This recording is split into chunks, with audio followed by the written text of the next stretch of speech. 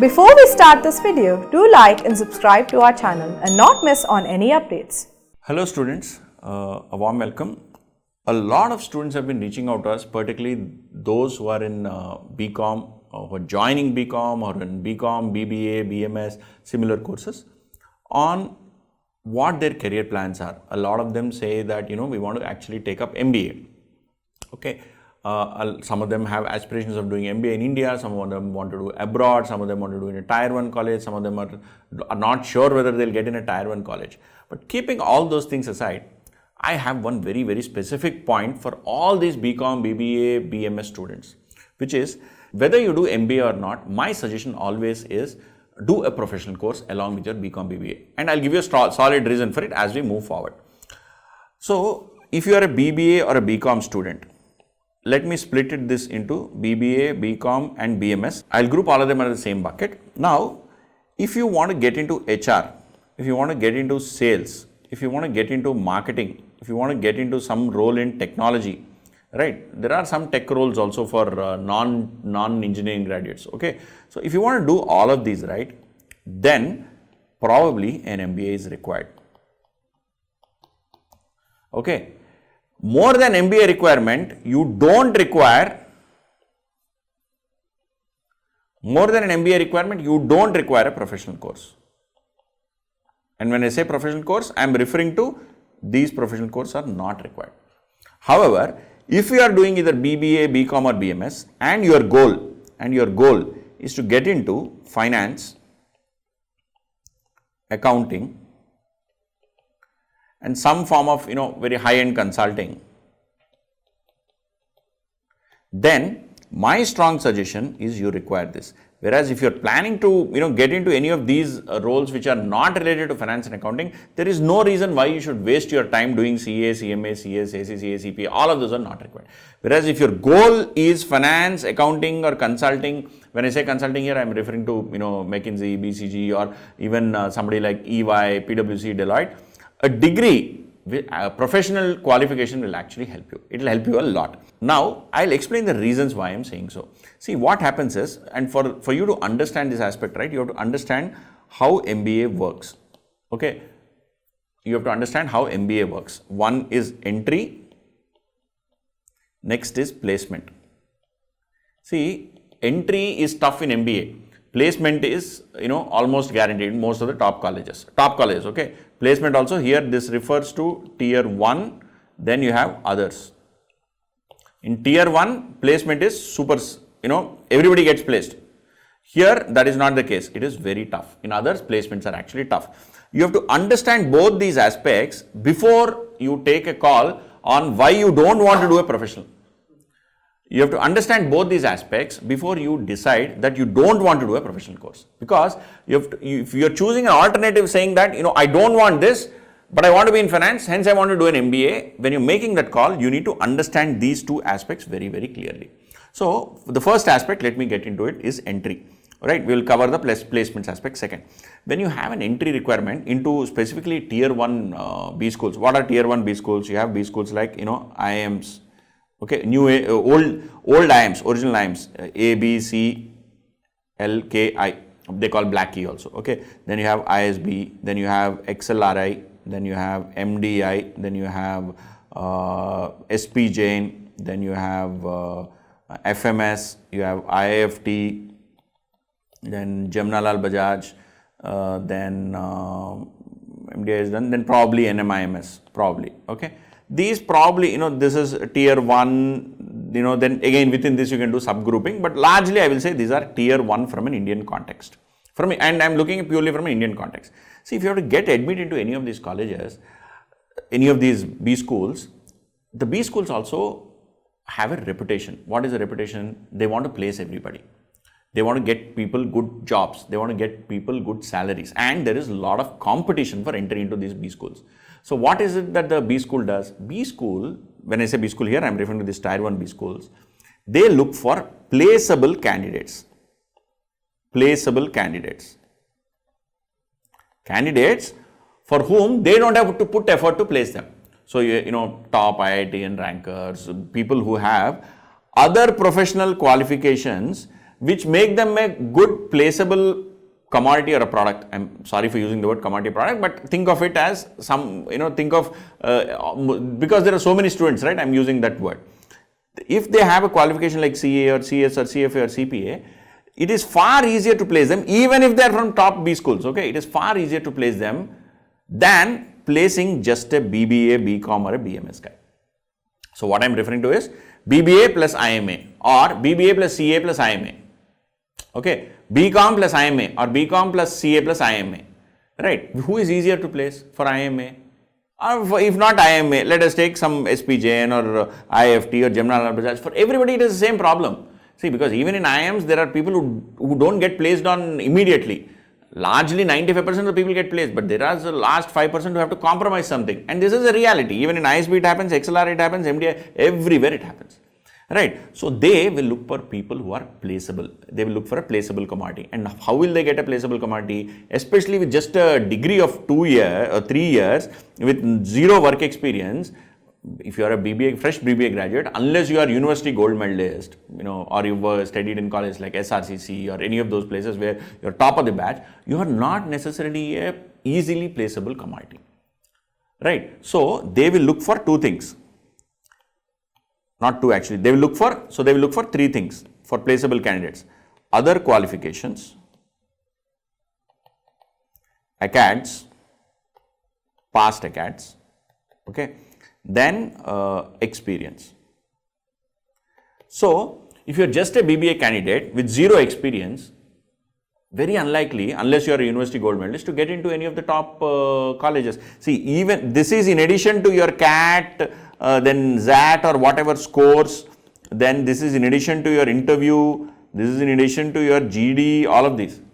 In addition to all of these, you require these, right? Even to get into an interview level, you require some of these aspects, right? So it is, if you are thinking that I want to be I will just be a BBA or a Bcom or a BMS candidate, student, I will write CAT, I will get through CAT, and then I will join, let's say, some IIM, A, B, C, LIK, one of the IIMs, older IIMs. It is next to impossible like that, unless you are again a top of the level candidate and with zero experience. If you are just a Bcom, BBA, BMS student, you don't have any work experience, and you write CAT and get a grade score of 99.5 or 99.6 or whatever, and expect that you'll get a call from top IIMs, you cannot be mistaken further.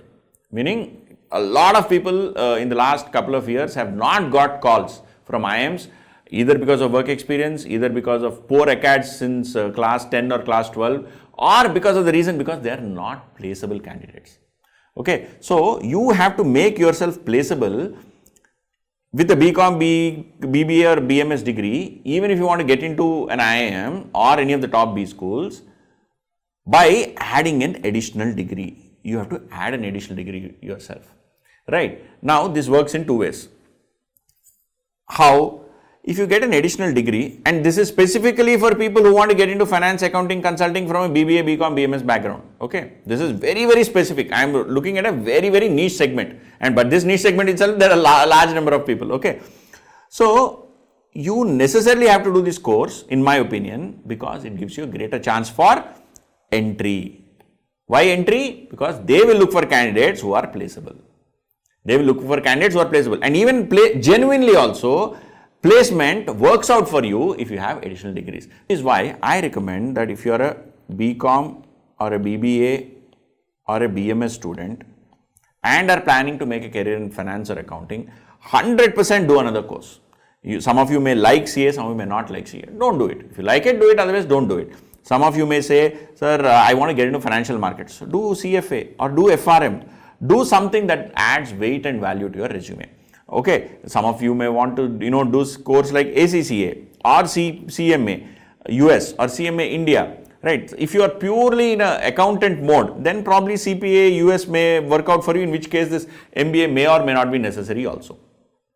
Right. So, my suggestion always is, if you are planning for a tier 1 MBA, you cannot go with a general Bcom. There are exceptions always. Okay, there are some SRCC toppers or top 5, top 10 in the batch who may get through. But if you're not that, Getting into IIM A, B or C purely on a Bcom, BMA degree, BMS degree without great work experience, without additional qualifications is very, very difficult. Okay, now this completes our tier 1. Then there is something about tier 2 colleges. What is this whole tier 2 story? See, when I say tier 2 colleges which are not these, you may have some good schools again. You may have Xavier Institute, you may have Goa Institute of Management, you may have some IITs which have B schools, all of that. Keep among them also keep the top ones aside. Think of your local MBA college, a college within your city, okay, which is not part of these, top schools. Tier 2 MBA is not worth if you want to get into finance or markets. Really does not work. It is not worth and it does not work both. The reason is, even if you get no, you will get very low end jobs, extremely low end. You will be confused whether it is actually a finance job or whether it is a sales and marketing job. Okay, so please don't be under this mistaken impression that I will do just a Bcom BBA degree, I will do from a tier 2 local college, then I will get a fancy job with a fancy salary in a fancy company. And it doesn't happen like that, especially in finance and markets. You may get in HR, you may get in sales, you may get in marketing or something, but in financial markets or with respect to core field of finance, it is very unlikely. See, there are always exceptions, but 99% of the time it is impossible to get in with a tier 2 college. When I say tier 2 college, you know what I mean, basically local colleges. It really does not help, and this is not work. It will not work. It is not worth it, because there are a lot more well-qualified people with multiple degrees who are available elsewhere whom they will take in the markets. Right. So what happens? You have done your Bcom or BBA, you have not done a professional course, and you want to go and do MBA, but then you get a bad job. Again, here I am referring to finance and accounting domain only. I am not referring to any other HR sales. I am referring to finance or financial markets domain only. Right. This is what happens. Whereas, and this is what happens. And then what happens, people with just Bcom plus CA or Bcom plus ACCA or Bcom plus CFA are far better than just Bcom plus tier 2 MBA with respect to salary as well as career growth. So, if you are planning to do a tier 2 MBA, it is almost not worth it, and tier 2 MBA for getting a career in finance, it is absolutely not worth it. Rather, do your Bcom or BBA or BMS, whichever it is, and do one of these courses. You will get much better salary than what you are getting with a tier 2 MBA. So, irrespective of the fact whether you are planning to do an MBA in tier 1 or MBA in tier 2 college, you do a professional course.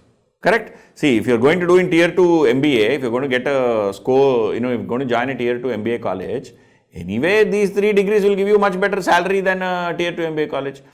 Whereas, if you are planning to do an MBA in a tier 1 college, if you are capable, you get an entry, you are joining and all of that, you will be able to join, because you will be able to join only if you are a placeable candidate.